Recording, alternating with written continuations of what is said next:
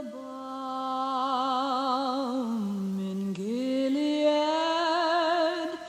to make the wounded whole. There is a balm in Gilead to heal the sin-sick soul. Sometimes I feel discouraged and think my work's in vain.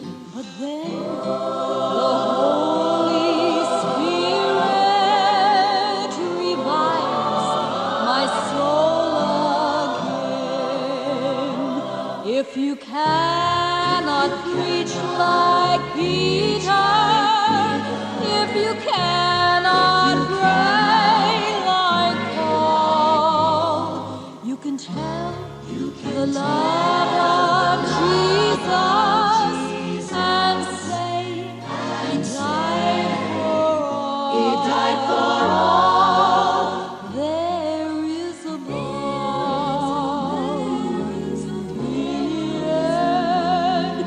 to make the wounded whole. There is a balm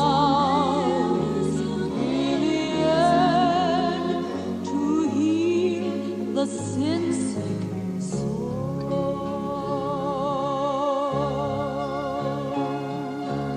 He was born as are other oysters, however that may be, just an ordinary shell living in the deep blue sea. He wasn't very pretty and looked to me like he was sad. But for an ordinary oyster, he really wasn't all that bad. He began to grow and seemed a happy little thing until a tiny grain of sand lodged inside and began to sting. "Ouch, that hurts," I heard the tiny oyster say. Little did he know the change that would begin in him that day. For that little grain of sand dug in and hurt him more and more until within the oyster grew a very painful sore. The oyster cried and cried until he had no more tears to shed, and sometimes he would even pray as he would lay upon his bed. But every teardrop fell right on his painful hurt until those tears surrounded that annoying piece of dirt. The teardrops circled round and held the hurt quite fast, and soon our little oyster knew that he was finally well at last. Time went by, and fishermen finally reached the little shell of that little oyster, now mature, with quite a story he could tell. Now he was a treasure chest, a big surprise he did unfurl. From his hurt, that little oyster had produced a giant pearl. So it is with you and me.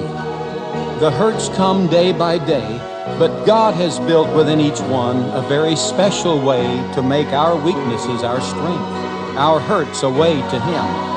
For He has promised to be with us, to make our hurt a priceless gem.